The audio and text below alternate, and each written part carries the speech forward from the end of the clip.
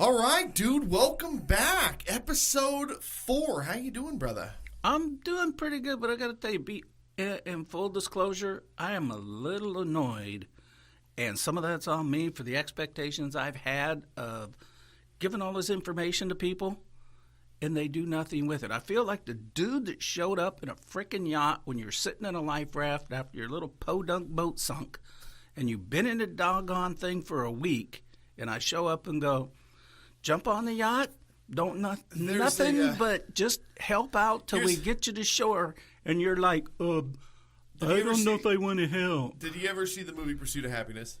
No. You never saw Pursuit of Happiness? No, but I did try watching that Atomic Blonde, and I made it like 10 minutes further this time, and it still sucked. Okay, no. But Pursuit of Happiness. How have you never seen Pursuit of Happiness? That's the one with Will Smith and in San Francisco. Oh yeah, I did see that. Okay, There was the little joke. There at the very end of the movie, there was a little joke, and the kid, Chris Jr. comes in and says, "Hey, Dad, I got a joke for you." And he says, "Okay, tell me your joke." And he says, "Well, there's this kid, or there's this guy, and he's on a life raft out in the middle of nowhere, and a big ship comes by, and he goes, 'Hey, need any help?' And he says, 'Nah, God will save me.' And then he just stays there on the raft, right? And then another boat comes up and says, 'Hey, you need any help?' And he goes, 'Nope, God will save me.' And then he dies and goes to heaven. And he looks at God and he goes, 'Hey, why didn't you save me?' And he goes, 'I sent you 2 boats, dummy.' It's exactly the same thing. Yes. People, listen up. We have the answers. We've been doing this. I've been doing this for 20 years. I'm 34 years old. 20 years. You've been doing it for at least 100. I'm 61. Together it's 100 freaking years.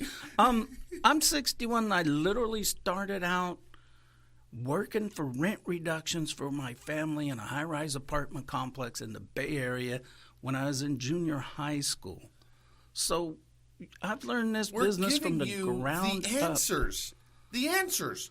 Do you want to keep making the mistakes, or do you want to learn from the mistakes of others? I would rather read a book or listen to an audio or something and learn it. Audio. Perfect. And that's what this is all about. It's on the website. CashCowSystems.org. Audios. Download in your car. If you're an agent, download what's appropriate for the meeting you're going to. Well, now I'm going to throw you under the bus. Have you taken the audio tracks and put them up on social media for people to stream them yet? Have you given them to me yet? They're on the website. How does a person manage the expectations of other people? With tenants, you start at the very beginning by the way you run the ad. Okay. When you meet them, you share what you expect on the application. We go into detail on this on the website and in the book, so I'm going to make it quick for you guys. But you set the expectations at the very beginning and treat it just like you're dealing with children. When I you wrote expect mortgages, them to do this, you got to tell them. This when is I what wrote I expect. mortgages, I would give them a checklist, and I'd go over everything with them, and I'd say, look, okay, so I'm going to need your full bank tax statement. return, bank statements. Yeah. I'm going to need Credit references. cards. I'm going to need all these different things, right? Right. And I'm going to pull your credit, and you're going to have to pay for your appraisal, and you're going to have to pay for the pest inspection, and on and on and on and on and on. Yes. And if somebody didn't get that done, well, apparently they didn't want the cash out, or they didn't want to refinance their home, or they didn't want to purchase that home, or whatever. Whatever. Yeah, but they're not getting what they want. I'll tell you another one. So the client will come to me. Yeah. And they'll say, hey, we want you to do this, that, and the other thing for my business. We want you to build our website, handle our social media, get us on the radio, build a show, whatever, right? Right. And I'll design everything, and I put it into a payment plan that they can afford. And we move everything forward, and I know that it's working because I see the analytics. Because it's worked before. Because it's worked. Well, I see the numbers. Yeah. And they still can't pay their bill on time.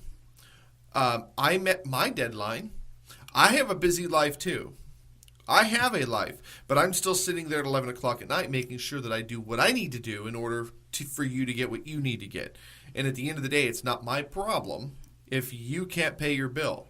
I'm just going to shut everything off. Yeah.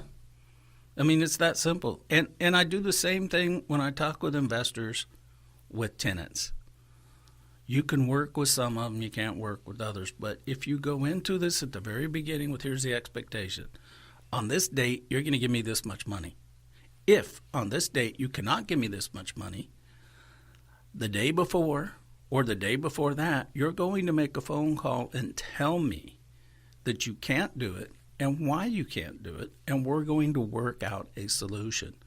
And I had a couple investors, they had bought some bad properties from some crummy real estate agents that were never going to cash flow the way they were trying to manage them.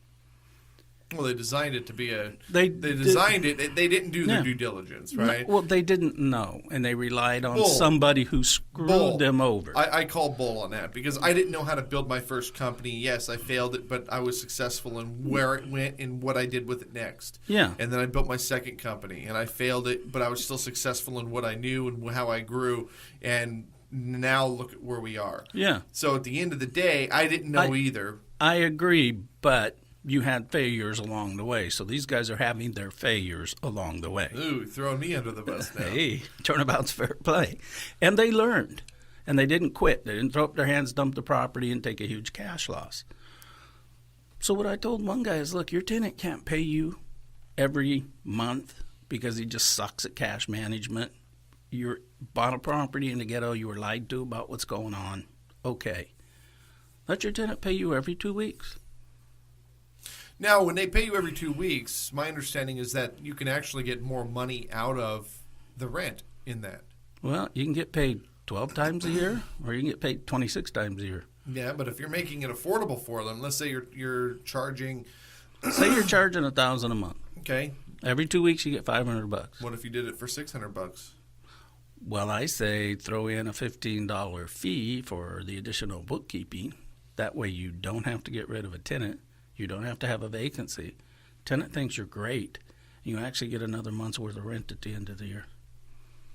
That's interesting. Never thought of it that way.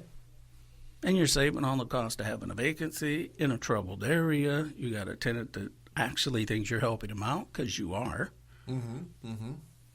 Very, very interesting. Problem solved. This is back to exactly how we opened the show. And here's this is the expectations. But it's not even that, though. This is back to why people need to go to cashcowsystems.org and listen to the audio. Yeah. Listen to it. There's a reason why we're doing this show. There's a reason why I sit there in the studio and record this stuff. There's a reason why you sit there at home and write this stuff. Yep. There's a reason why we pay the publisher. There's a reason why we have the brand. And there's also a reason why we're sitting in this chair talking to you right now in radio stations coast to coast, social media, web, the whole bit, because we know what we're talking about. That's the bottom line. Yeah, that's it. And we're here to help you. I can sit at home and go fishing, take a vacation, go do nothing. I got family businesses and things to run that I could be spending my time having more fun. But I feel like it's an obligation I have to the people that mentored me to continue that and give back to everybody else. Plus, I sit around and look at the economy. And folks, I have worked for the company that is, hey, we just sold the property. Here's your final paycheck. You got like 24 hours to pack your stuff and get out of your apartment. Oh, and here's your tax liability because you owe taxes on the free rent for the place that we forced you to live. It's like, well, you mean the place where I got shot and they burnt my car down? Yeah, that's it. Where do you come up with this nonsense? Nonsense? Hell, I can show you the scars. And I got friends that'll go, yeah, he had a cool Pontiac, but all right, evicted the gang members and the car went poof. It's like, what the hell? All right, we're going to go to a break. We're going to come back. We're going to talk a little bit more about setting expectations. We'll be right back.